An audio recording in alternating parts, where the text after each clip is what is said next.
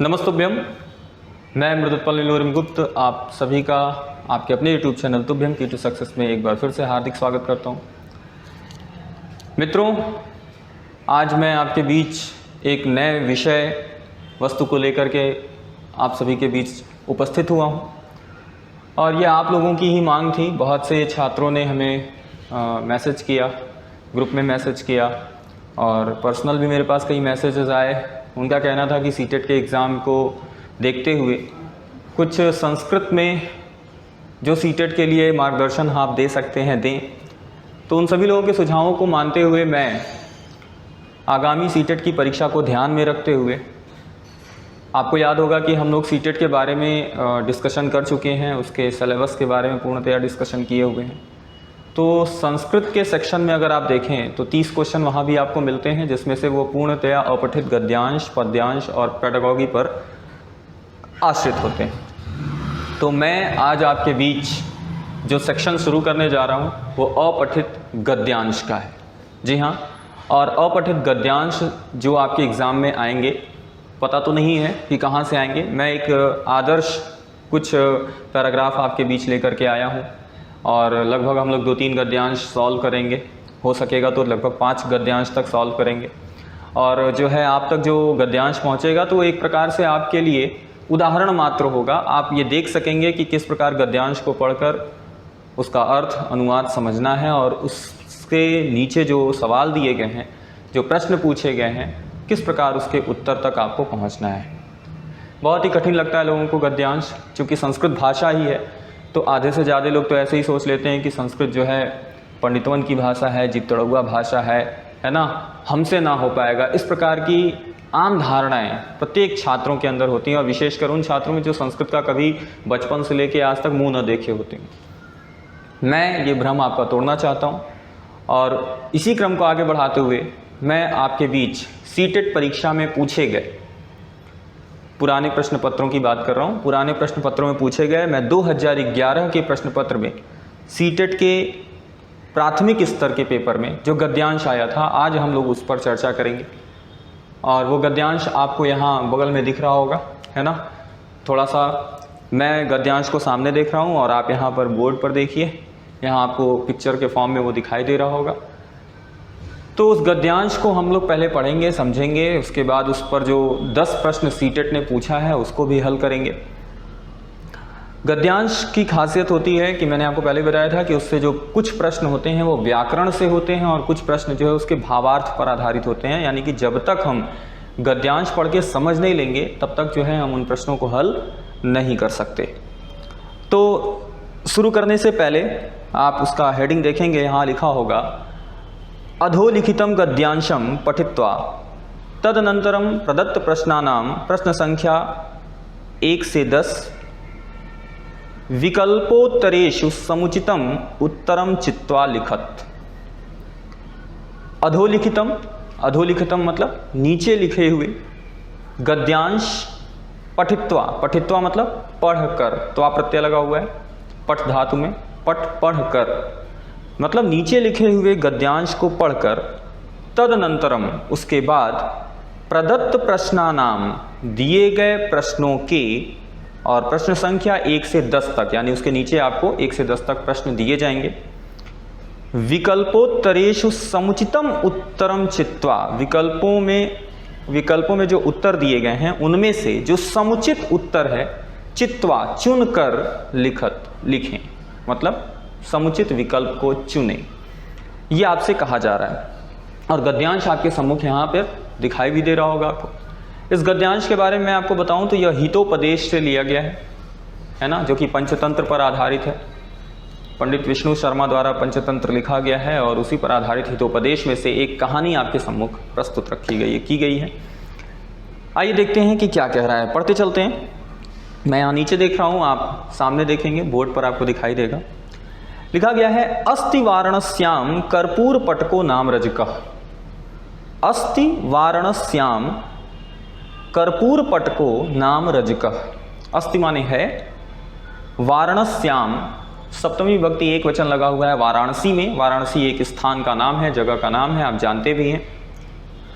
तो मतलब क्या निकला कि वाराणसी में है कर्पूर पटको नाम रजकः, कर्पूर पटक नामक एक रजक, रजक क्या है? धोबी को कहते हैं, धोबी को संस्कृत में क्या कहते हैं? रजक। तो अर्थ निकला कि वाराणसी में एक कर्पूर पटक नाम का धोबी है। देखिए, आप लाइन से अगर पढ़ते चलेंगे पंक्ति तो संस्कृत बहुत ही आसान लगेगा, है ना, आप उसे भागिए मत। एक एक शब्द का अर्थ अगर आप जानते चलेंगे तो थोड़ा सा अगर आपकी शब्दावली मजबूत होगी तो मुझे लगता है कि आप नहीं पूरा तो कम से कम मोटी मोटा अर्थ तो निकाल ही सकते हैं कि क्या कह रहा है, और धीरे धीरे आप उस पर इसी प्रकार जो है नियंत्रण जो है प्राप्त कर लेंगे कि संस्कृत के गद्यांशों को पढ़कर कैसे उत्तर देना है। दूसरे लाइन पे लिख रहा है स च एकदा, स माने वह, च माने और, एकदा माने एक बार, और वह एक बार, कौन वह? तो अभी बताया गया है कर्पूर पटक नामक रजक, धोबी, यानी कर्पूर पटक नाम का जो धोबी है वह एक बार अभिनव वयस्कया वध्वा सह, अभिनव वयस्कया, अभिनव, अभिनव माने होता है नया नया, है ना, वयस्क, वयस्क आप समझ रहे हैं, जवान, है ना, अभिनव वयस्क मतलब एक तरह से आप समझ सकते हैं नया नवेला, एकदम नव युवती, है ना, इस तरह से समझ सकते हैं। वध्वा, वध्वा माने वधू में लगा हुआ है, उलुप्तवा मतलब कि तृतीया विभक्ति एक वचन, और सह लगा हुआ है। और आपको विभक्ति का सूत्र याद होगा तो आपको पता होगा सहयुक्ते प्रधाने या सहार्थे तृतीया, सह के साथ हमेशा तृतीया विभक्ति का ही प्रयोग होता है, इसलिए यहाँ पर वधू में तृतीया विभक्ति का प्रयोग किया गया है। तो अर्थ निकला इसका अभिनव वयस्कया वध्वा सह, मतलब नई नवेली वधू के साथ अपनी, वह एक बार अपनी नई नवेली वधू मतलब पत्नी के साथ चिरम केलिम कृत्वा, है ना, चिरम मतलब होता है बहुत देर से, एक अव्यय है, हाँ, बहुत काल तक, केलिम आनंद, कृत्वा करके, निर्भरम आलिंग्य, निर्भरा, यहाँ लिखा हुआ है निर्भरा, निर्भर मालिंग्य, इसको आप तोड़ेंगे तो निर्भरम आलिंग्य, आलिंग्य मतलब होता है किसी को आलिंगन करना, गले से लगाना, है ना, और निर्भरम मतलब एक ऐसा गले से लगाना कि आप एकदम उस पर निर्भर हो जाएं, मतलब बहुत गहरे से गले लगाना, है ना। तो कहना चाह रहा है कि स च एकदा अभिनव वयस्कया वध्वा सह चिरम केलिम कृत्वा निर्भरा आलिंग्य प्रसुप्तः, मतलब कि वह एक बार अपने नई नवेली वधू के साथ बहुत देर तक आनंद करते हुए बहुत गहरे से आलिंग करके सोया था। प्रसुप्त माने सोया था। कौन? कर्पूर पटक नाम का धोबी जो था वह अपनी नई नवेली पत्नी के साथ बहुत देर तक आनंद करने के बाद उसे निर्भरम आलिंगे मतलब बहुत गहरे से आलिंगन करके प्रसुप्त सोया था। तदनंतरम उसके बाद तद गृह द्रव्याणि हर्तुम चोरः प्रविष्टः, उसके बाद तद गृह उसके गृह मतलब घर, द्रव्याणि द्रव्य माने क्या होता है? धन, पैसा, आभूषण, जो कुछ भी आप द्रव्य से समझ सकते हैं। कह रहा है उसके बाद उसके घर में जो द्रव्य थे, आभूषण थे, हर्तुम, हर्तुम माने हरण करने के लिए, चोरी करने के लिए, चोरः प्रविष्टः, एक चोर घुसा। कहाँ घुसा? रजक के घर में। कर्पूर पटक नाम का जो रजक था उसके घर में एक चोर घुसा। किस लिए घुसा? कि उसके घर के जो सामान हैं, उसके घर के जो द्रव्य हैं, धन दौलत हैं, उसको चुरा लिया जाए। तस्य प्रांगणे गर्दभो बद्धस्तिष्ठति, तस्य प्रांगणे मतलब उसके प्रांगण में, उसके द्वार में, है ना, उसके घर के अंदर, गर्दभो, गर्दभ, गर्दभ मतलब होता है गधा, बद्धस्तिष्ठति मतलब बधा हुआ है, कुक्कुरश्च उपविष्टः अस्ति, और कुक्कुर माने होता है क्या? कुत्ता, और कुक्कुर भी बैठा हुआ है। मतलब कि वो जो धोबी था वो दो चीज़ें अपने घर में प्रांगण में बांध के रखा था, एक गधा और एक कुत्ता। ये दोनों जो हैं उसके प्रांगण में बंधे हुए बैठे हैं। अथ गर्दभ स्वान माह, तो जब चोर घुसा तो गर्दभ माने जो गधा था, श्वान माह, श्वान माह मतलब श्वानम आह, श्वान माने होता है कुत्ता, श्वान माने क्या होता है? कुत्ता। मतलब कि जो गर्दभ था, गधा था, वो कुत्ते से आह बोला। क्या बोला? सखे, मित्र, भवतस तावदयम व्यापारः, यहां जो शब्द लिखा गया है भवतस तावदयम, देखिए वो थोड़ा सा बड़ा लग रहा होगा, आप इसको तोड़ के समझेंगे तो बहुत आसानी से समझ में आएगा। इसको तोड़ेंगे तो ये निकलेगा भवतः, यहाँ से तोड़े विसर्ग संधि हो गया, तावत, और यहाँ से ये अयम, ये जस्ट संधि से ये टूट करके निकल के आया भवतः तावत अयम, और इसके बाद नीचे लिखा था व्यापार। आप देख सकते हैं, यहाँ गद्यांश में भी देख सकते हैं, लिखा है कि जो गधा था वो कुत्ते से बोला कि सखे भवतस् तावत अयम व्यापार, मतलब कि यह जो है व्यापार, मतलब यह व्यापार तुम्हारा है, भवतः आपका है ना, यह व्यापार तुम्हारा है। क्या व्यापार तुम्हारा है? कि तत् किमिति, नीचे लिखा है तत् किम इति, किम धन इति को जोड़ करके लिखा गया है किमिति। त्वम उच्चैः शब्दम कृत्वा स्वामिनम न जागरयसि, तुम ऊंचा शब्द करके, मतलब तेज से भौंक कर, शब्द कैसे करेगा कुत्ता, भौंकेगा, तो तेज से भौंक कर स्वामिनम न जागरयसि, क्या स्वामी को नहीं जगाओगे? मतलब कि वह सोया हुआ है, एक चोर प्रवेश किया, घर में प्रवेश किया धन दौलत चुराने के लिए, और गधा देखा तो कुत्ते से बोला सखे, हे मित्र, भवतस्तावत अयम व्यापार, यह तुम्हारा व्यापार है, यह तुम्हारा धर्म है, यह तुम्हारा कर्तव्य है। तत्किमिति, क्या कर रहे हो, ये क्या है? क्या तुम उच्चैः शब्दम कृत्वा, तेज तेज भौंक कर स्वामिनम न जागरयसि, स्वामी को नहीं जगाओगे? कुक्कुरो ब्रूते, कुक्कुर बोला, कुत्ता बोला, क्या बोला? भद्र मम नियोगस्य चर्चा त्वया न कर्तव्या, मेरे नियोग की चर्चा, नियोगस्य चर्चा, मेरे नियोग की चर्चा त्वया न कर्तव्य, मतलब कि मेरे अधिकार, मेरे कर्तव्य की चर्चा करना तुम्हारा अधिकार नहीं है, तुम्हारा कर्तव्य नहीं है कि तुम हमें बताओ कि हम क्या करें। तुम हमें ये मत बताओ कि हम भौंकें कि न भौंकें, चोर घुसा है तो हमें क्या करना चाहिए। मतलब कि कुत्ते ने बोला, कुक्कुरो ब्रूते, भद्र गधे से बोला कि मम नियोग से चर्चा त्वया न कर्तव्या, मेरे नियोग की चर्चा करना तुम्हारा कर्तव्य नहीं है। मतलब कि गधा उसको ये समझाने का प्रयास कर रहा है कि भाई चोर घुसा है, तुमको भौंकना चाहिए, स्वामी को जगाना तुम्हारा कर्तव्य है, ये तुम्हारा अधिकार है। तो कुत्ते ने इस पर ये बोला कि मम नियोग से चर्चा त्वया न कर्तव्या, मेरे नियोग की चर्चा करना, मेरे अधिकार, मेरे कर्तव्य की चर्चा करना तुम्हारा कर्तव्य नहीं है। त्वमेव किम न जानासि, क्या तुम नहीं जानते हो?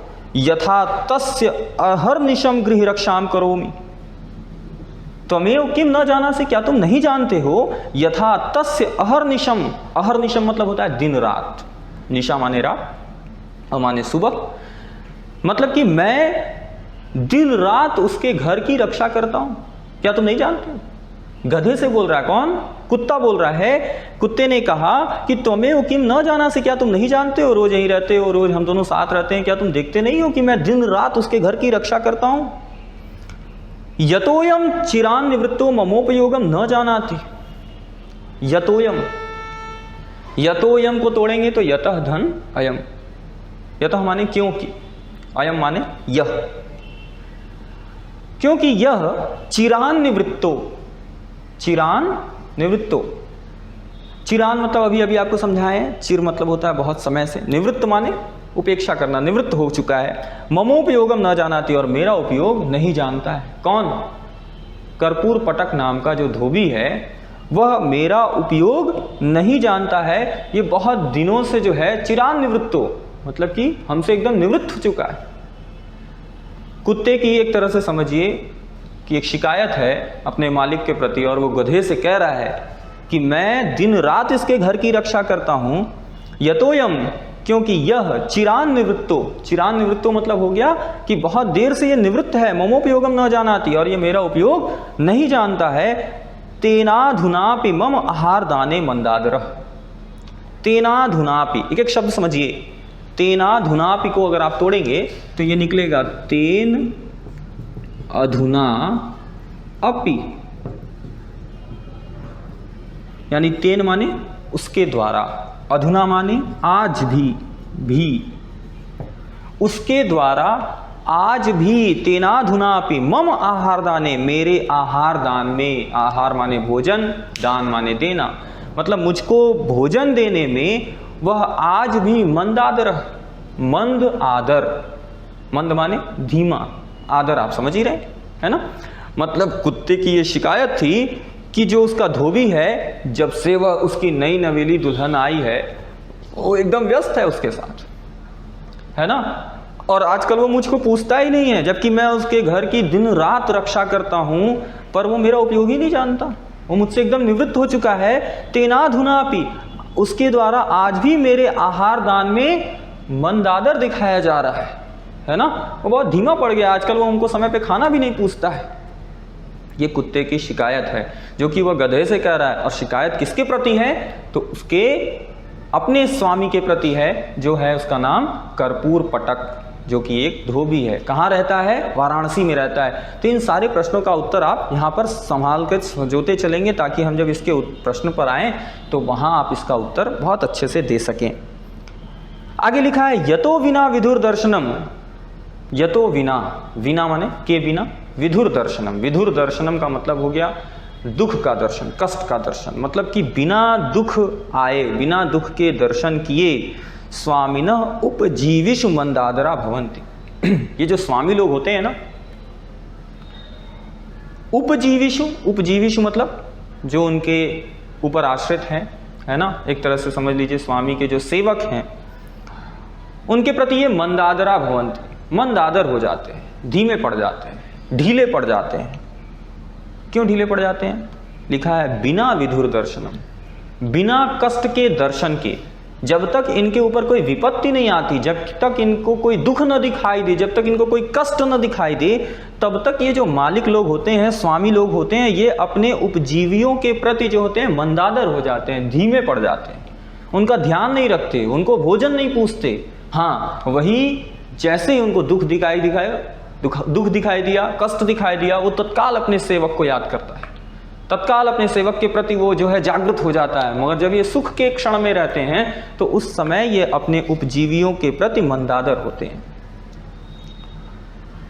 ये सुन के गर्दभो ब्रूते, गर्दभ बोला, कुत्ते की बात सुनने के बाद गर्दभो ब्रूते मतलब गर्दभ बोला, शृणु रे बर्बर।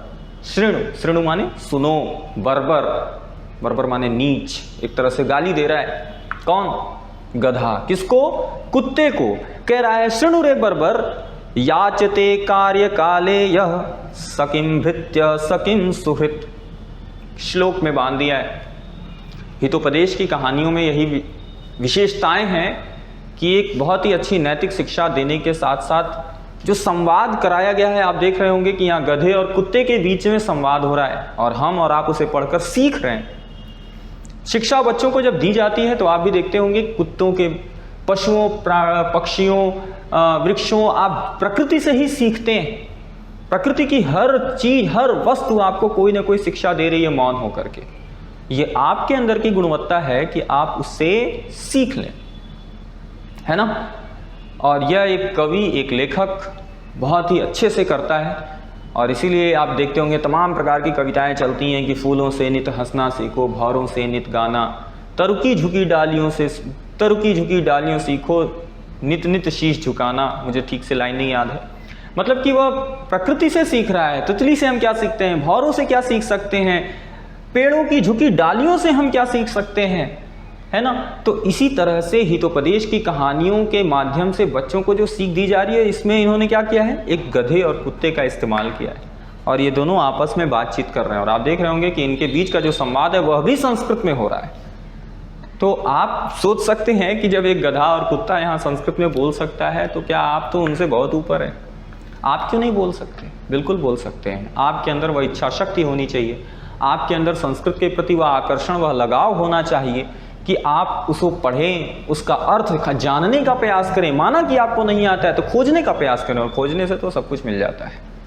और यहाँ पर कहानी हम लोग कहाँ से कहाँ तक पहुँचा दिए कि वाराणसी में एक कर्पूर पटक नाम का धोबी था। वह एक बार अपनी नई नवेली दुल्हन के साथ बहुत देर तक आनंद करते हुए निर्भरम आलिंगन मतलब बहुत गहरे से आलिंगन करके सोया था और उसके बाद उसके घर में उसके घर के द्रव्य को, उसके घर के धन को चुराने के लिए एक चोर घुसा और उसके प्रांगण में एक गधा भी बैठा है और कुक्कुर भी बैठा है और चोर को घुसते देख करके गधे ने कुत्ते से कहा, सखे भवस्तावदयम व्यापार, यह तुम्हारा व्यापार है कि तुम तेज तेज आवाज में भौंककर स्वामी को जगाओ। और इस पर कुत्ते ने बोला, भद्र, कि तुम मेरे नियोग, मेरे कर्तव्य की चर्चा तुम मत बताओ कि मुझे क्या करना है। क्या तुम नहीं जानते हो कि मैं दिन भर इसके घर की रक्षा करता हूँ, दिन रात इसके घर की रक्षा करता हूँ, उसके बावजूद यह मेरा उपयोग नहीं जानता, यह हमसे एकदम निवृत्त हो चुका है। आजकल वो मुझे खाना देने में भी जो है ढीलवाही बरत रहा है। और ये तो तुम अच्छे से जानते हो कि बिना कष्ट का दर्शन किए, बिना दुख पड़े कोई भी स्वामी अपने सेवकों के प्रति जो है जागृत नहीं होता। जब तक इसको दुख नहीं आएगा तब तक ये मेरे प्रति जो है मंदादर ही दिखाएगा।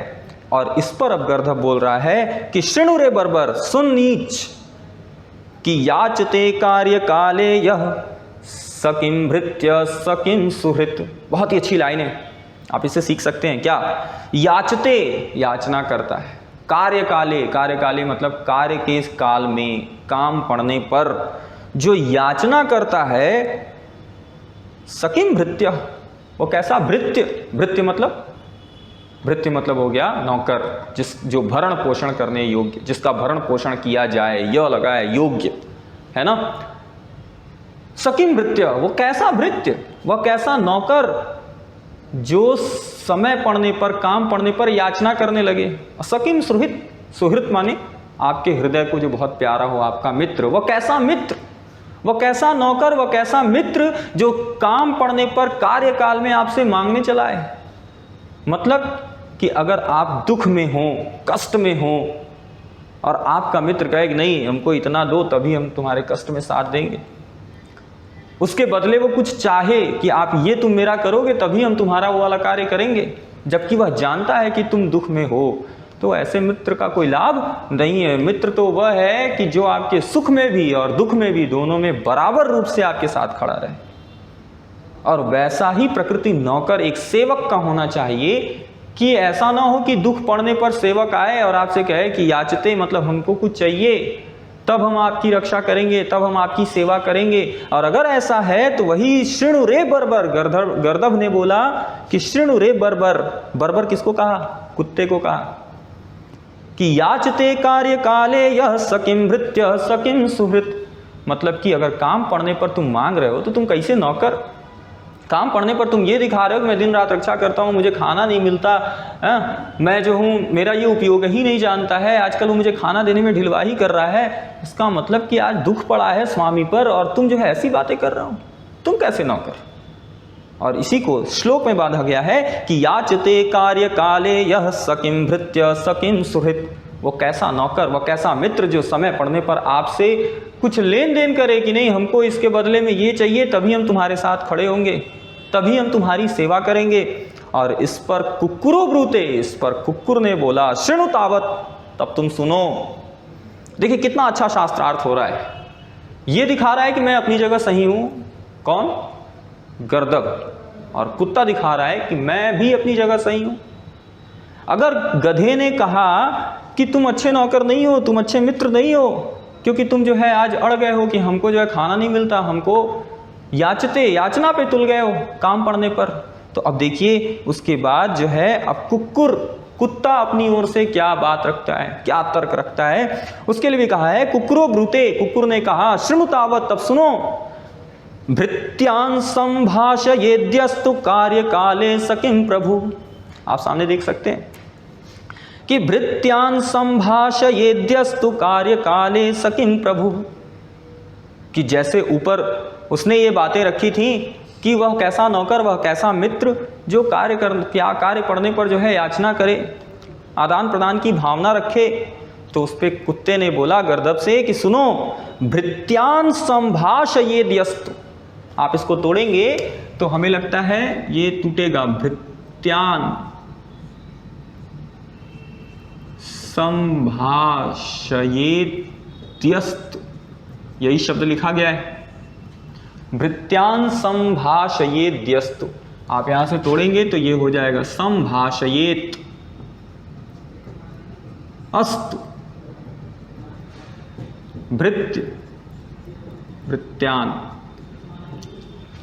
ये टूट के आया कि भृत्यान संभाषयेद्यस्तु, मतलब भृत्यान संभाषयेद अस्तु कार्य काले सकिम प्रभु, मतलब काम पड़ने पर जो अपने भृत्य अपने सेवक से संभाषण करने आए, बातचीत करने आए, कब? काम पड़ने पर। सकिम प्रभु, वो कैसा प्रभु, वो कैसा स्वामी। मतलब आप देख सकते हैं कि जहां गधा कुत्ते को यह समझा रहा है कि याचते कार्य काले सह, याचते कार्य काले यह सकिम भृत्य सकिम सुहित, मतलब कि काम पड़ने पर अगर तुम जो है ये लेकर बैठ जाओ, याचना करने बैठ जाओ कि नहीं हमको आप देते ही नहीं, हम आपकी सेवा क्यों करें, वो भी दुख के समय, तो तुम अच्छे नौकर, तुम अच्छे मित्र नहीं कहे जाओगे। तो इसी पर जो कुत्ता है वो गधे को तर्क दे रहा है, तो वह भी कैसे अच्छा मालिक, अच्छा स्वामी, अच्छा प्रभु कहा जाएगा जो केवल काम पड़ने पर ही अपने नौकरों से संभाषण करने आए, काम पड़ने पर ही अपने नौकरों को पूछने आए, वह भी तो अच्छा मालिक नहीं है। माना कि मैं अच्छा नौकर नहीं हूँ, माना कि मैं अच्छा सेवक नहीं हूँ, क्यों? क्योंकि मैं आज दुख के समय में ऐसी बातें कर रहा हूँ, तो वही कौन सा अच्छा प्रभु है, वही कौन सा अच्छा स्वामी है मेरा कि वो केवल हमें तभी पूछने आता है जब उसको काम पड़ता है। आप यहाँ से सीख सकते हैं कि भाई अगर आपका कोई सेवक है, आपका मित्र ही है, सेवक नहीं होगा तो मित्र तो जरूर होगा, तो आप मित्र को तभी मत याद करिए जब जो है काम हो, है ना। काम पड़ने पर ही आप केवल अगर मित्र को याद कर रहे हैं तो ये श्लोक आप ही के लिए बना है। आप मित्र को ऐसे भी उसका हाल चाल पूछ सकते हैं, ऐसे भी फ़ोन मिला के बातचीत कर सकते हैं, ऐसे भी व्हाट्सएप फेसबुक पे हाय हेलो कर सकते हैं। क्यों कर सकते हैं?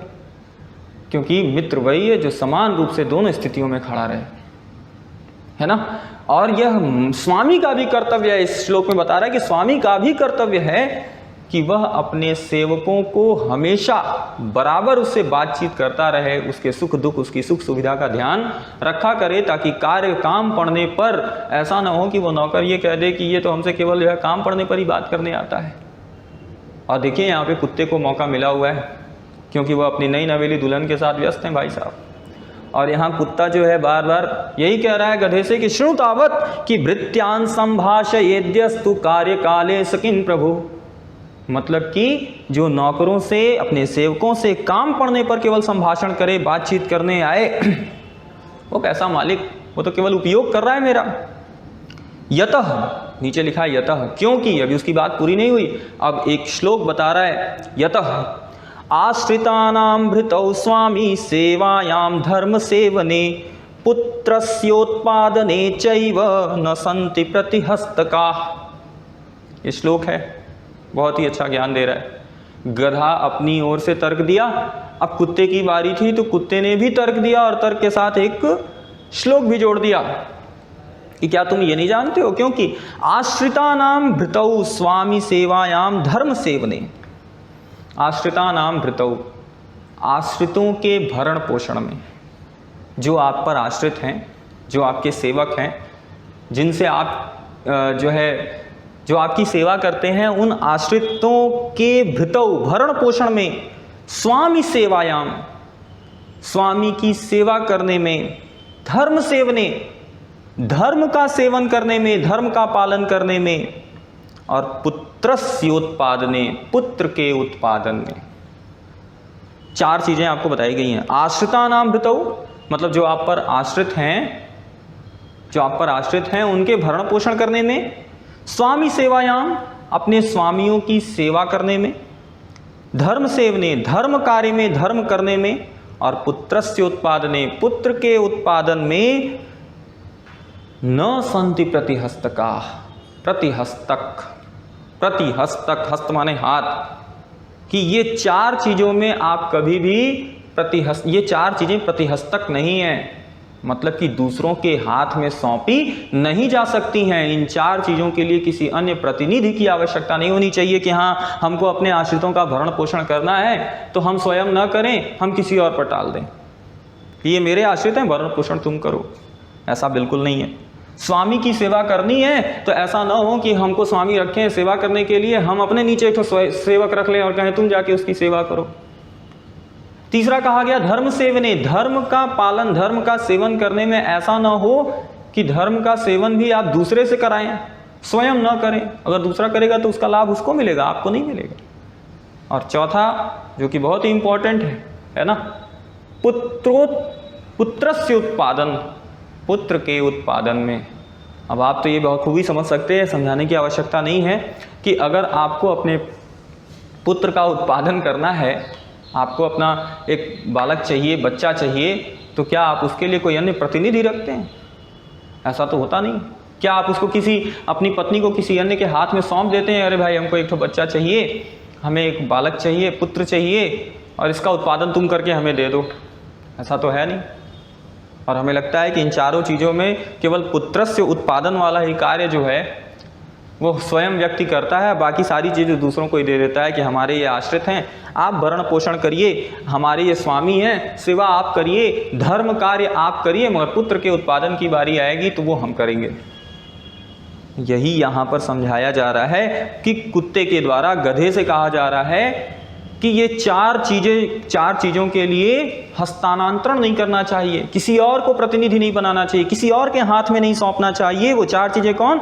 जब आपके आश्रित अगर आपके पास हैं, जो आप पर आश्रित हैं, तो उनका भरण पोषण आप कीजिए। और ये समझा रहा है कि हमारा जो मालिक है, कर्पूर पटक नाम का धोबी है, अगर मैं उसका आश्रित हूँ, हम उस पर आश्रित हैं, तो उसका भरण पोषण करना उसका कर्तव्य है ना। और अगर वो नहीं कर रहा है, इसका मतलब कि वो ये चार चीज़ों को दिखा रहा है कि ये चार चीज़ें ऐसी हैं जो प्रतिहस्तक नहीं हैं। और उन चार चीज़ों में यह है कि आश्रितों का भरण पोषण करना, अपने स्वामी की सेवा करना। स्वामी की सेवा उस पर लागू हो रहा है, उस कुत्ते पर लागू हो रहा है कि हम तो स्वामी की सेवा करते हैं, हम भी इसको हस्तांतरित नहीं कर सकते, किसी और को नहीं दे सकते। ठीक उसी तरह से कर्पूर पटक नाम के धोबी का भी यह कर्तव्य है कि मैं अगर उसका आश्रित हूँ, मैं उस पर आश्रित हूँ, तो वो मेरा भरण पोषण करे। धर्म का कार्य करना हो तब भी आप किसी दूसरे के पास न जाएं, और पुत्र का उत्पादन करना हो तब तो कदापि किसी के पास न जाएं। ऐसा न हो कि आप कहीं जा रहे हैं और आपकी पत्नी है, आप किसी और के हाथ में सौंप के उसको चले जाएं। ऐसा करते हैं क्या? बिल्कुल नहीं करते। आपकी पत्नी है तो आप ही उस पर अधिकार रखते हैं। पुत्र का उत्पादन आप स्वयं करते हैं, कोई और नहीं करता। तो अगर पुत्र का उत्पादन आप स्वयं करते हैं तो ऊपर की भी तीन चीज़ें जो शेष हैं वह भी स्वयं करें। और यही तर्क दे रहा है कुत्ता, किसको? गधे को दे रहा है। ततो गर्दभ सकोप माह, तब जो गर्दभ है, सकोप माने क्रोध से भरकर, क्रोध के साथ आह बोला। कौन बोला? गर्दभ। जब कुत्ते की बात सुना, इतना ज़्यादा वो दलील दे रहा था, वो सुना, उसके तर्कों को सुनकर एकदम गुस्से में बोला, अरे दुष्ट मते, अरे दुष्ट बुद्धि वाले, पापी आंस तुम तो बड़े पापी हो। यद विपत्तौ स्वामी कार्योपेक्षाम करोषि, यद विपत्तौ, इस विपत्ति के काल में, स्वामी कार्योपेक्षाम, स्वामी के कार्य की उपेक्षा करते हो। कौन कह रहा है? ये गधा कह रहा है, गुस्से से कह रहा है। किसको कह रहा है? कुत्ते से कह रहा है कि तुम बड़े दुष्ट हो, बड़े पापी हो। इस विपत्ति के समय में तुम इस प्रकार का कुतर्क कर रहे हो, इस विपत्ति के समय में तुम स्वामी के कार्य की उपेक्षा करते हो। भवतु तावत, तो ठीक है तुम वहीं रहो। यथा स्वामी जागरिष्यति तन्मया कर्तव्यम, तो स्वामी जागरिष्यति, स्वामी को जगाने का तब मया कर्तव्यम, मेरा कर्तव्य है, या मेरे द्वारा कर्तव्य। मतलब गधा कहा कि अब मेरा कर्तव्य बनता है, अब तुम नहीं तैयार हो रहे हो। जबकि ये तुम्हारा है कि तुम भौंकोगे तो स्वामी जगेगा, चोर को पकड़ लेगा, हो सकता हो वो चोर भाग जाए तुम्हारा भौंक सुन के और स्वामी के घर का धन बच जाए। मगर अगर तुम नहीं तैयार हो, तुमको लगता है कि नहीं स्वामी तुम्हारे प्रति मंदादर है, तुम्हारे प्रति ढीलवाही रखता है, तो ठीक है, अब मैं भी उसका एक सेवक हूँ। तो कह रहा है स्वामी जागरिष्यति तन्मया कर्तव्यम, स्वामी को जगाना अब मेरा कर्तव्य है। यतः, क्योंकि, अब गधा देखिए क्या तर्क दे रहा है। गधा भी एक श्लोक के माध्यम से दे रहा है कि पृष्ठतः सेवयेदर्कं जठरेण हुताशनम स्वामिनं सर्वभावेन परलोकममायया। पहला लाइन पढ़िए, पृष्ठतः सेवयेदर्कं, पृष्ठतः सेवयेदर्कं। सेवयेदर्कं को अगर आप तोड़ेंगे तो ये दो भागों में टूट जाएगा। किन किन भागों में? तो सेवयेत अर्कम, और अर्क जो है सूर्य को कहते हैं, सूर्य की पर्यायवाची है, आपको पता होगा। आप सुबह जल देते होंगे तो ओम अर्काय नमः, आदित्याय नमः, भानवे नमः, भास्कराय नमः, इस प्रकार का मंत्र का उच्चारण करते होंगे। तो ये सभी सूर्य की पर्यायवाची है। अर्क, अर्क माने हो गया सूर्य, और यहाँ लिखा था इसके आगे पृष्ठतः, पृष्ठतः सेवयेत अर्कम। सूर्य के ताप को पृष्ठतः माने पीठ की ओर से, पृष्ठ माने पीठ, सेवयेत लेना चाहिए, ग्रहण करना चाहिए, सेवन करना चाहिए। मतलब कि पृष्ठतः सेवयेदर्कम जठरेण हुताशनम, मतलब कि हमेशा सूर्य तप को, सूर्य का सेवन हमेशा पीठ की ओर से करना चाहिए। मगर जठरेण हुताशनम, हुताशन माने होता है अग्नि, आग, और जठर माने होता है पेट। जठर आप सुने होंगे, जठर रस, जठराग्नि, तमाम प्रकार का। जठर माने होता है पेट। मगर जब आप आग सेकते हैं, है ना, आप देखते होंगे कूड़ा उड़ा जब बारते हैं गाँव में, तो आप तब क्या ऐसे पीछे खड़े होते हैं, पीछे से नहीं सेकते। जठरेण हुताशनम, अग्नि को हमेशा पेट की तरफ से उसका सेवन करना चाहिए। कौन कह रहा है? ये कह रहा है आपका गधा, कुत्ते को कह रहा है कि तुम्हारा कर्तव्य था भौंकना, मगर तुम नहीं अगर भौंक रहे हो तो तुम बड़ी पापी हो, तुम स्वामी के कार्य की उपेक्षा कर रहे हो, और अब स्वामी को जगाना मेरा कर्तव्य है, मेरा अधिकार है, क्योंकि पृष्ठतः सेवयेदर्कम जठरेण हुताशनम। मतलब कि जिस प्रकार सूर्य को पीठ की तरफ से सेवन करना चाहिए, सूर्य तप का सेवन पीठ की तरफ से करना चाहिए, और वहीं अग्नि का सेवन जो है जठर की ओर से, मतलब कि पेट की ओर से करना चाहिए। तो स्वामिनम सर्वभावेन, सभी भाव से, स्वामी की सेवा हर भाव से करनी चाहिए। समय पड़े तो आप पीठ की ओर से कीजिए, समय पड़े तो आप जो है पेट की ओर से कीजिए। ऊपर का जो उदाहरण है वो इसको आप रिलेट करेंगे तो आप बहुत अच्छे से समझ पाएंगे कि ये लाइन क्यों कह रहा है गधा कुत्ते से। तो स्वामिनम सर्वभावेन परलोकम अमायया, तोड़ेंगे परलोकम अमायया। अमायया मतलब बिना किसी माया के, बिना किसी छल कपट के। परलोक तो आप समझ ही रहे हैं, ऊपर, है ना। कहना चाह रहा है कि स्वामी की सेवा हर भाव से करनी चाहिए और बिना किसी छल कपट के परलोक आपको इसी प्रकार प्राप्त होगा, है ना। तो आप समझ सकते हैं कि इसका अर्थ हुआ पृष्ठतः सेवयेदर्कम जठरेण हुताशनम, कि अर्क सूर्य का सेवन, सूर्य के तप का सेवन हमेशा पीठ की ओर से, और पेट की ओर से हमेशा अग्नि का सेवन करना चाहिए। जो आप घर पर लकड़ी वगैरह जलाकर सेकते हैं, कोयला वगैरह कूड़ा वड़ा जला करके सेकते हैं, तो आप देखते होंगे आप सामने से सेकते हैं। ऐसा ना हो कि आप पीछे से सेकने लगे, पता चले पीछे से जलाएं, आग पकड़ लिए पीछे से, पता नहीं चला। मगर सूर्य का सेवन हमेशा पीठ की ओर से करना चाहिए, सामने से न करें, सूर्य का सामने से न करें, सूर्य तप, है ना। तो इन दोनों में अंतर है। आप देख रहे होंगे कि काम वही है, तप का सेवन वहाँ भी है, तप का सेवन वहाँ भी है, मगर वहाँ सूर्य का तप है और यहाँ अग्नि का ताप है। दोनों स्थितियों में व्यक्ति परिस्थिति में के अनुसार अपने आप को बदल लिया। दोनों के तरीके अलग हैं। एक बार आप पीठ की ओर से इसका सेवन कर रहे हैं तो एक बार सामने से सेवन कर रहे हैं, और अगर आप इसका उल्टा करते हैं तो निश्चित रूप से आप पर इसका दुष्प्रभाव भी पड़ेगा। अगर आप कूड़े की आग को पिछवाड़े से अगर सेकना शुरू कर दिए तो कब बढ़ जाएगा आपका पता नहीं चलेगा, है ना। तो ये सारी चीज़ें हैं। और ये जो है कौन कह रहा है? गधा जो है गुस्से में किससे कह रहा है? कुत्ते से कहा। और ये कहने के बाद इत्युक्ता यह कहकर, इत्युक्त्वा इति उक्त्वा यह कहकर उच्चैः चीत्कार शब्दम कृतवान, तेज आवाज में चित्कार शब्द किया। कौन? गधा। मतलब कि खूब जोर से चिल्लाना शुरू किया, गधा चिल्लाना शुरू किया।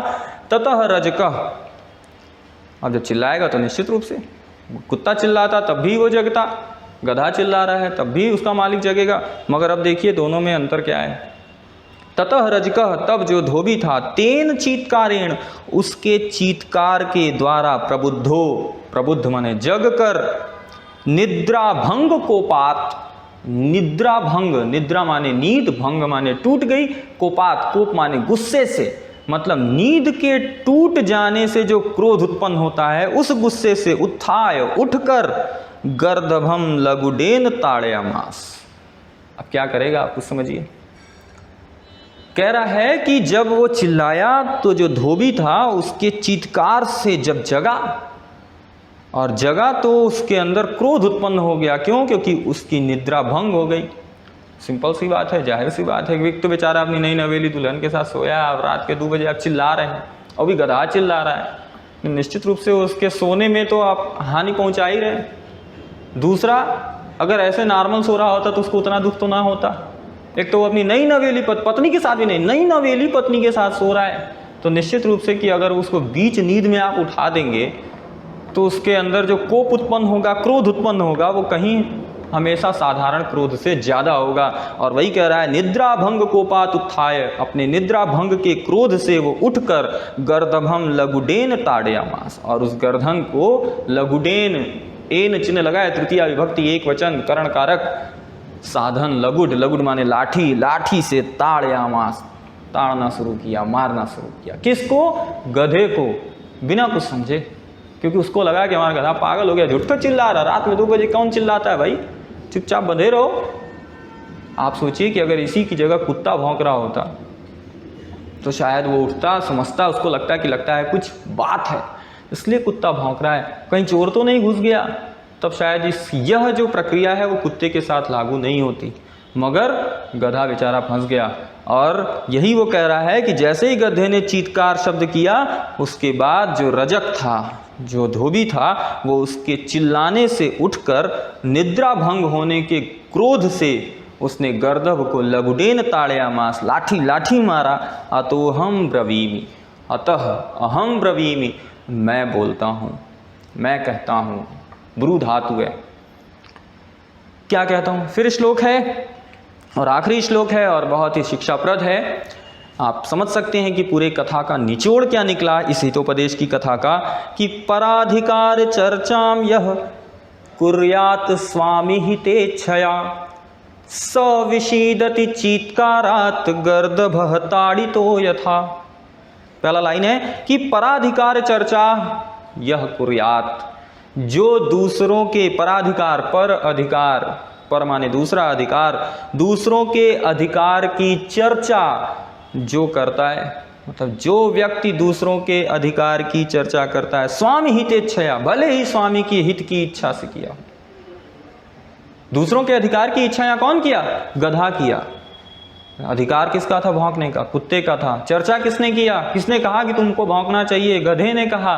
और जबकि देखा जाए तो उसके पीछे उसका इंटेंशन बड़ा अच्छा था, उसका उद्देश्य बड़ा शुभ था कि स्वामी के हित के लिए ही वो कह रहा था, मगर फिर भी आप उसका परिणाम देख सकते हैं कि क्या होगा। और यही प्रकृति है, आपको इस प्रकृति से सीखना चाहिए और यही सिखा रहा है कि पराधिकार चर्चाम यह कुर्यात स्वामी हितेच्छया, कि स्वामी के हित की इच्छा से भी जो व्यक्ति दूसरों के अधिकार की चर्चा करता है, स विषीदति चीत्कारात गर्दभ ताड़ितो यथा, तो जिस प्रकार गधा गर्दभ ताड़ितो प्रताड़ित किया गया, मारा गया, जैसे गधे को मारा गया, स विषीदति चीत्कारात, तो वह भी विषीदति दुखी होता है, चीत्कारात चिल्लाता है, चीखने से।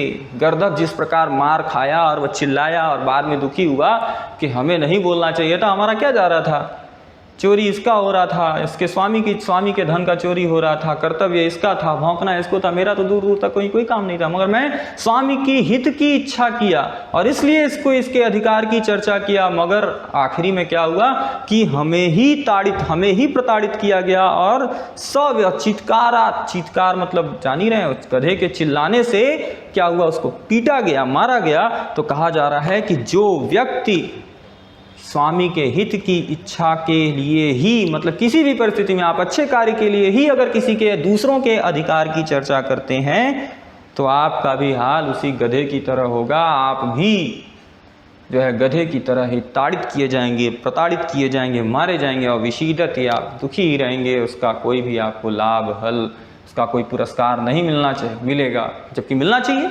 आप देखेंगे गधा बहुत ही अच्छा कार्य किया, उसको मिलना चाहिए, इसका पुरस्कार मिलना चाहिए, मगर कोई पुरस्कार नहीं मिला, बदले में उसको दंड जरूर मिल गया। तो इस पूरे हितोपदेश की कहानी से, जो कि शिक्षाप्रद कहानी है और आपके सीटेट के 2011 के पेपर में हूबहू यही गद्यांश आया हुआ था। और देखे होंगे आप कि गद्यांश एक स्तरीय गद्यांश था जिसमें श्लोक को मिक्स करके दिया गया था। और इसी प्रकार के गद्यांश अक्सर करके सीटेट की परीक्षा में पूछे जाते हैं और आपके एग्ज़ाम के लिए मोस्ट इम्पॉर्टेंट था। ये तो होगा नहीं कि ये रिपीट करेगा, बस एक प्रकार का समझ लीजिए आदर्श गद्यांश है, एक नमूना है जो मैं आपके सामने जो है रख रहा हूँ, प्रस्तुत कर रहा हूँ, और आप इस तरह से आप पढ़कर समझ सकते हैं। अब हम इसके प्रश्नों पर चलेंगे कि इस पर जो 10 प्रश्न पूछे गए हैं वो क्या हैं, है ना। तो आप पूरे गद्यांश को अगर अच्छे से समझे होंगे, उसके निचोड़, उसके कॉन्सेप्ट को भी अच्छे से अगर ग्रहण किए होंगे, उसके क्या जो है उससे मोरल निकलता है, उसकी क्या शैक्षिक नीति निकल रही है, उन सारे नीति को अगर आप समझ रहे होंगे तो हमें लगता है कि आप इस गद्यांश पर आधारित जो प्रश्न है उसका उत्तर भी बड़े आसानी से दे सकते हैं। फिलहाल यहाँ बातें अधिकार और कर्तव्य की गई हैं और ये दोनों के दोनों ही एक ही सिक्के के दो पार्श्व हैं, है ना। दोनों एक ही सिक्के के दो पहलू हैं। जहाँ अधिकार की बात होती है वहाँ कर्तव्य की बात होनी चाहिए और जहाँ कर्तव्य की बात होती है वहाँ अधिकार की बात होनी चाहिए। और जो व्यक्ति अपने जीवन में इस अधिकार और कर्तव्य के बीच संतुलन नहीं रख पाता है वहीं विद्रोह उठता है।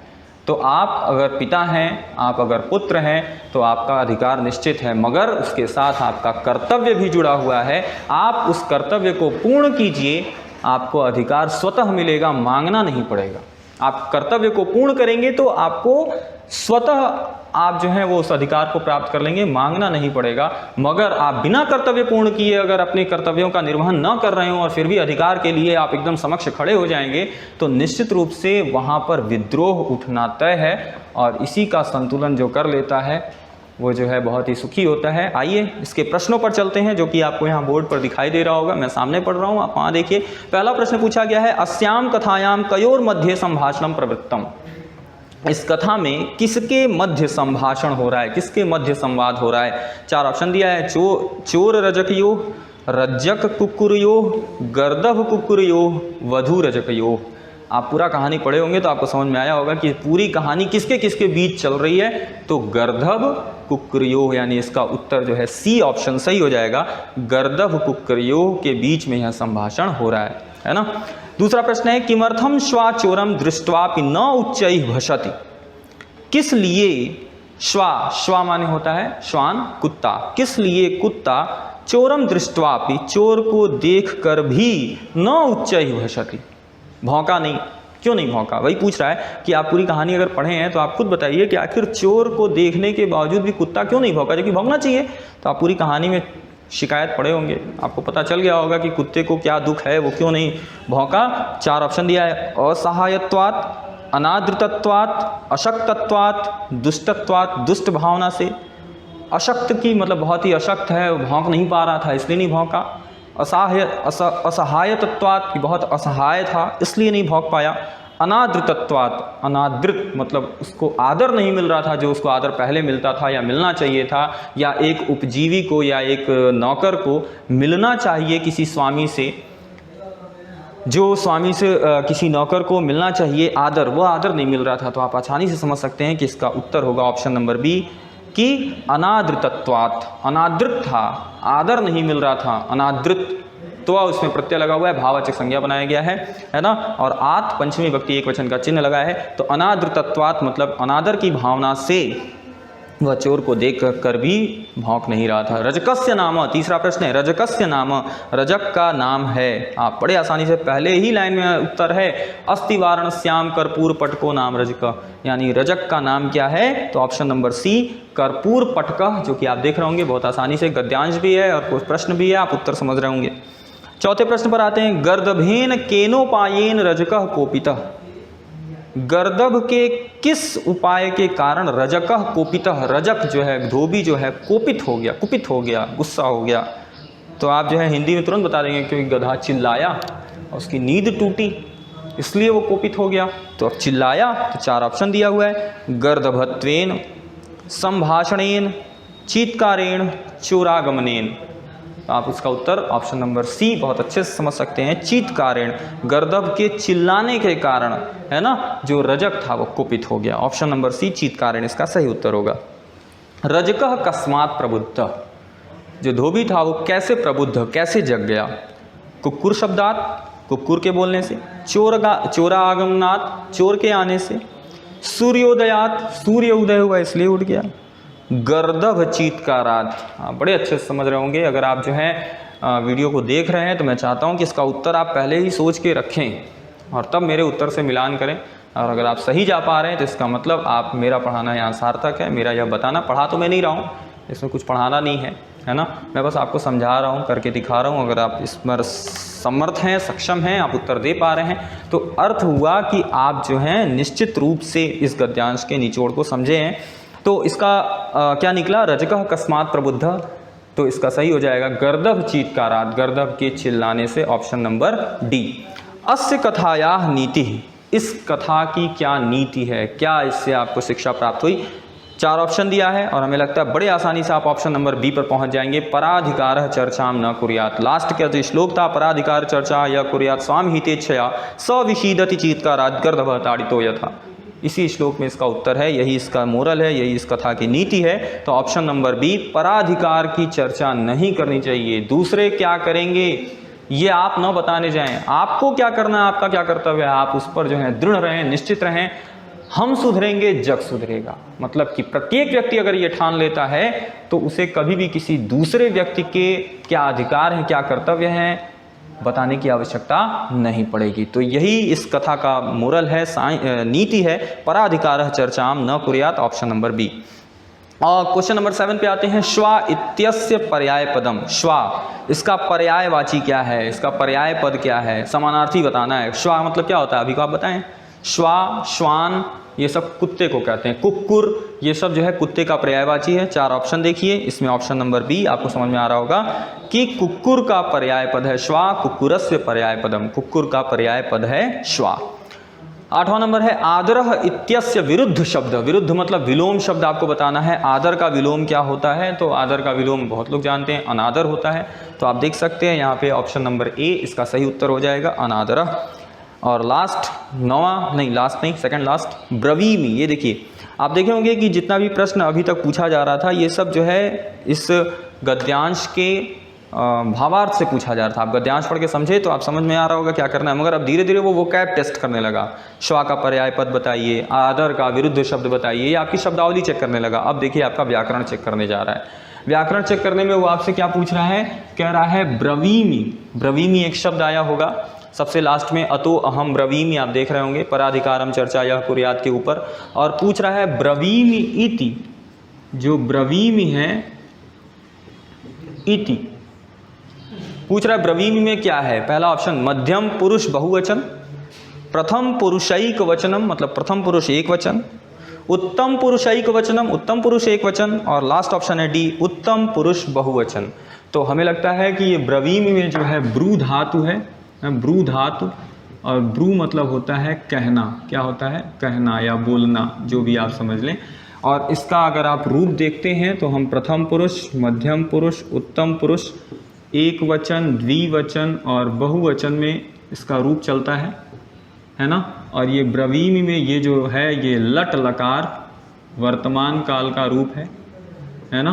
परस्मय पदी लट लकार आप याद किए होंगे अगर, परस्मय पदी तीता इंति सीथा था आमी आवा आमा, है ना।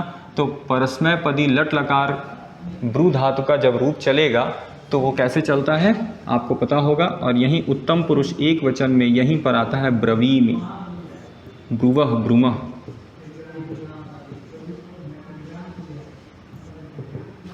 ब्रुवः सॉरी ब्रुवः ब्रूमः, है ना। और यहाँ होता है आपका ब्रवीति, ब्रूतः, ब्रुवन्ति, ब्रवीषि,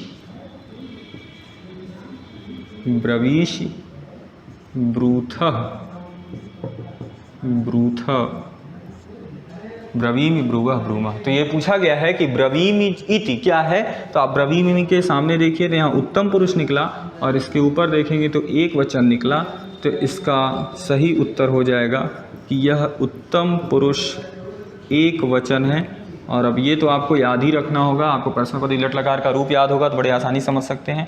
तो इसका उत्तर हो जाएगा उत्तम पुरुष एक वचनम, और यहाँ पर आप संधि कर देंगे, वृद्धि संधि, वृद्धिरेचि से अ ए मिल के अय बनेगा, तो इसका सही उत्तर हो जाएगा उत्तम पुरुषैक वचनम। ये आपस में संधि करके जानबूझ के उसके विकल्प को थोड़ा कठिन बनाने का प्रयास किया गया है, जानने का प्रयास किया गया है कि क्या आप संधि भी समझ रहे हैं या नहीं जानते हैं, है ना। तो इस प्रकार से ये व्याकरण से एक प्रश्न आपके सामने रखा गया और इसका उत्तर होगा 9वें का ऑप्शन नंबर सी, उत्तम पुरुषैक वचनम। क्वेश्चन नंबर 10 में आए जो कि लास्ट क्वेश्चन है, पूछा गया है उपविष्टः।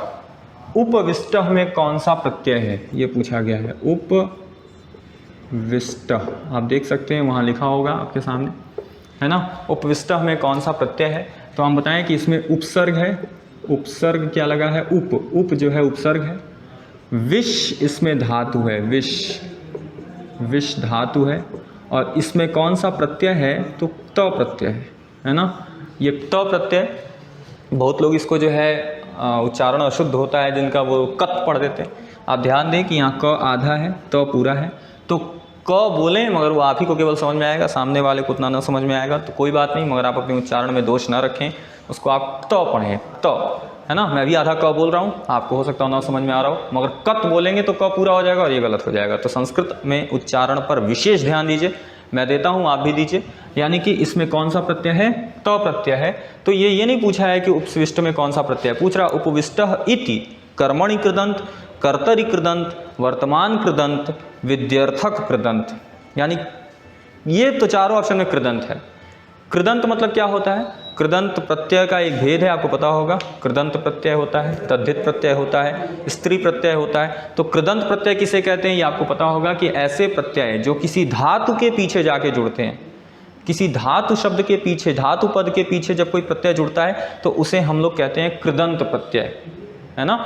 कृत से अंत होने वाला कृत प्रत्यय कहते हैं, कृदंत नहीं, कृत प्रत्यय कहते हैं। जब कोई धातु पद के पीछे जो प्रत्यय लगते हैं उसको कृत प्रत्यय कहते हैं, और कृत प्रत्यय से अंत होने वाले शब्द को कृदंत शब्द कहते हैं। तो पूछ रहा है ये उपविष्ट एक क्या है, तो ये बता दिया गया कि ये उविष्ट धातु है, और धातु में जब कोई भी प्रत्यय जुड़ेगा तो निश्चित रूप से ये कृत प्रत्यय के अंतर्गत आएगा। और कृत प्रत्यय के कारण जो है आप कह सकते हैं कि कृत से अंत होने वाला, जो कृत से अंत होता है उसी को हम लोग कृदंत कहते हैं, है ना, उसी को हम लोग कृदंत कहते हैं। यानी उपविष्ट जो है यह कैसा शब्द है, तो आप कहेंगे कि ये कृदंत शब्द है। अब कैसा कृदंत शब्द है, कर्मणि कृदंत कि कर्तरि कृदंत, तो आपको ये बताया गया होगा। जब आप प्रत्यय पढ़ेंगे तो वहाँ जानेंगे कि त प्रत्यय जो होता है ये हमेशा जो होता है कर्मणि कृदंत के अंतर्गत आता है, कर्म वाच्य के लिए इसका इस्तेमाल करते हैं। यानी कि यह कौन सा कृदंत होगा, तो ये कर्मणि कृदंत के अंतर्गत आएगा, कर्मणि कृदंत। यानी कि इसका ऑप्शन नंबर ए सही हो जाएगा, उपविष्टः इति कर्मणि कृदंतः, मतलब कि कर्मवाच्य में इसका इस्तेमाल होता है। आप अगर पढ़े होंगे तो भूतकालिक क्रिया या भूतकालिक विशेषण बनाने के लिए त प्रत्यय और तवतु प्रत्यय का इस्तेमाल करते हैं, जिसमें से जो त प्रत्यय होता है वो कर्मवाच्य और भाववाच्य के लिए लगता है, और जो तवतु प्रत्यय होता है वो कर्तृवाच्य के लिए लगता है। तो इसलिए इस आधार पर देखा जाए तो उपविष्ट में त प्रत्यय था, तो आपको ये याद रखना होगा कि त प्रत्यय जो होता है कृत प्रत्यय के अंतर्गत आता है, क्योंकि ये किसी धातु में जुड़ा है, और कृत प्रत्यय से अंत होने वाले शब्दों को कृदंत कहते हैं। यानी कि उपविष्ट कृदंत शब्द हो गया, ये तो तय है। अब कौन सा कृदंत है, तो उसके लिए आपको इसका नेचर याद रखना होगा कि कृत प्रत्यय हमेशा किस में लगता है, तो ये हमेशा कर्मवाच्य में लगता है या भाववाच्य में लगता है। और कर्तृवाच्य में लगना होता है तो यही प्रत्यय बदल जाता है, दूसरा हो जाता है। तो ठीक है, वो सब प्रत्यय में हम लोग चर्चा करेंगे। अगर आप प्रत्यय एक आध बार पढ़े होंगे तो हमें लगता है आपको आसानी से बातें समझ में आई होंगी। तो इसका सही उत्तर हो जाएगा उपविष्टः इति, इसमें कर्मणि कृदंत इसका सही उत्तर हो जाएगा। तो मित्रों, ये था आज का हमारा पहला गद्यांश, जो कि हितोपदेश से लिया गया था। 2011 के प्राइमरी स्तर के पेपर में यह पूछा भी गया है, और बहुत ही अच्छा गद्यांश था। मुझे लगा कि इसकी चर्चा करनी चाहिए। आपको दिखाई देगा कि किस प्रकार जो है श्लोकों को मिश्रित करके यह गद्यांश बनाया गया है। इस पर 10 सवाल भी पूछे गए हैं, जिसमें व्याकरण से संबंधित भी थे और थोड़े भावार्थ से संबंधित थे, और उस पर हम लोगों ने बृहद चर्चा की है। आप इस गद्यांश को पढ़ें, इस वीडियो को 1 से 2 बार देखें। अगर ना समझ में आए तो बैक जा करके बार बार देखें। फिर भी अगर आपको कोई समस्या हो, अगर आपको लगे कि नहीं इसका अर्थ हमें नहीं समझ में आया, या हमें इसमें कुछ क्रॉस क्वेश्चन मन में उठ रहा है, तो आप हमारे कमेंट बॉक्स में उसको छोड़ सकते हैं। उसके अलावा अगर आपको कोई सुझाव देना है तो उसके लिए भी आप आमंत्रित हैं, कोई कमी बतानी है तो उसके लिए भी आपके सुझाव आमंत्रित हैं।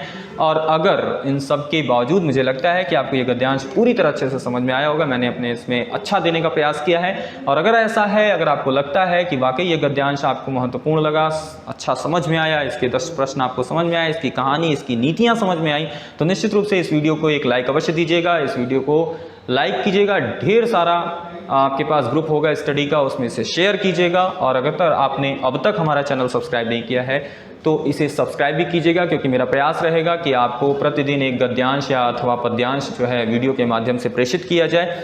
और जब तक कि एग्ज़ाम नहीं होते हैं तब तक हम लोग थोड़े से गद्यांश और पद्यांश पे चर्चा कर लें। मगर मेरा आप एक अनुरोध है कि कृपया आप इस गद्यांश को केवल इसलिए ना पढ़ें कि आप जो है अंक प्राप्त करेंगे और अच्छे नंबर से टेट पास हो जाएंगे, सीटेट पास हो जाएंगे, पीआरटी पास हो जाएंगे, नौकरी पा जाएंगे। ठीक है, ये अलग की बात है, यह भी एक आवश्यक अंग है आज के जीवन का। मगर हमारा पढ़ाना, हमारा ज्ञान देना तब सार्थक माना जाएगा जब आप इस गद्यांश को पढ़ने के बाद इससे जो निचोड़ निकला उसको अपने जीवन में उतारेंगे। जब आप इसे पूर्णतः आत्मसात करेंगे, न केवल अंकों के लिए बल्कि ज्ञान के अर्जित करने के उद्देश्य से पढ़ेंगे, तो निश्चित रूप से अगर आप ज्ञान अर्जित करने के उद्देश्य से पढ़ेंगे तो अंक का उसमें समाहित होना आवश्यक है, वो अपने आप समाहित हो जाएगा।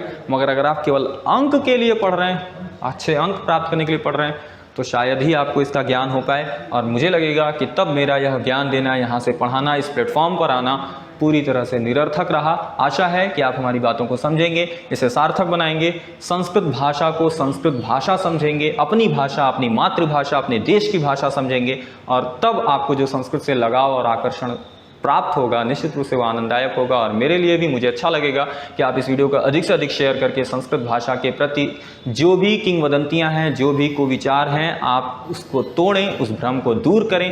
तब तक के लिए नमस्तुभ्यम, नमामि तुभ्यम। मिलते हैं अगले वीडियो में। नमस्कार, आपका दिन शुभ हो। धन्यवाद।